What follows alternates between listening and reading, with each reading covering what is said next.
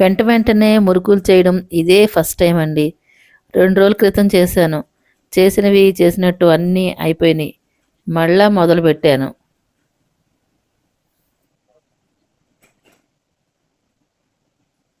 మళ్ళీ స్టార్ట్ చేశాను ఫ్రెండ్స్. చేసినవన్నీ అయిపోయినాయి మొత్తం అన్ని. ఒక్క ముక్క కూడా మిగలలేదు. ఈ చేసింది మరి అటుపక్క వాళ్ళకి, ఇటుపక్క వాళ్ళకి, పైన వాళ్ళకి పంచగా, మా పనమ్మాయికి కొంచెం పెట్టగా, ఇంట్లోకి వచ్చిన వాళ్ళకి పెట్టగా, ఇంకేమీ మిగలలేదు. ఒక్క ముక్క కూడా మిగలలేదు. మేము ఏదో రుచి చూసాను అంత జస్ట్. అయిపోయినాయి. సరే మళ్ళీ చేస్తున్నాను అనమాట. ఇదండి, ఈ విధంగా అందరికీ పంచడం అయిపోయింది. కాబట్టి చాలా బాగున్నాయని చెప్పి అందరూ మనకి మంచి మంచి కాంప్లిమెంట్స్ కూడా ఇచ్చారు. అందుకని మళ్ళీ అదే ఉత్సాహంతో మళ్ళీ స్టార్ట్ చేశానన్నమాట. భలే ఉంటాయి తెలుసా, క్రిస్పీగా సూపర్గా ఉంటాయి. పెసరపప్పుతో చేసుకోండి, పెసరపప్పు బియ్య పిండితో చేసిన జంతికలండి.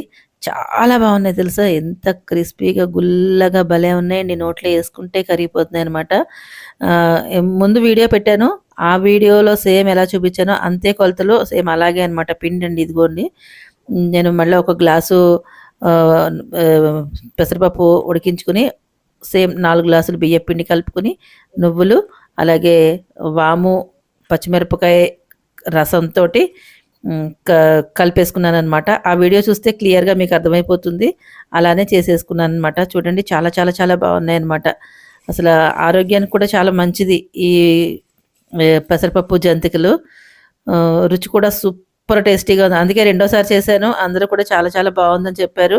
అందుకే ఈ వీడియో మళ్ళీ మీకు పోస్ట్ చేస్తున్నాను అనమాట. చిన్న వీడియోనే ఉంటుంది, స్కిప్ చేయకుండా ఇది చూసేసేయండి. ఎంతో లేదు, 4 మినిట్స్ కూడా లేదండి వీడియో. చేశానని మళ్ళీ వెంటనే చేశానని మళ్ళీ వీడియో పెడుతున్నాను అనమాట. మళ్ళీ ఇంత వెంటనే ఎందుకు చేశాను అనుకుంటున్నారు? కాశీ వెళ్తున్నాం కదండి, అందుకని స్నాక్స్ కావాలని చెప్పి ఇలా చేయడం అవుతుందన్నమాట. దానికోసం చేశాను. అవి అయిపోయినాయి, అందుకని మళ్ళీ చేశాను అనమాట. మధ్యలో ఏదైనా తినడానికి ఉంటే బయట కొనుక్కోవడం ఎందుకంటే, బయట కొనుక్కున్నవి తింటే పడట్లేదన్నమాట. అందుకని చక్కగా హెల్తీగా మన చేతులతో మనం చేసుకుంటే రుచిగా ఉంటుంది, ఆరోగ్యంగా కూడా ఉంటుంది. అందుకని ఇలా చేసేయడం రెండోసారి చేయడం అవుతుంది అనమాట. ఏం మిగలలేదు, ఖాళీ డబ్బాలు మిగిలినాయి. అందుకని మళ్ళీ మొదలు పెట్టేసా. చూడండి, సేమ్ మళ్ళీ ఇవే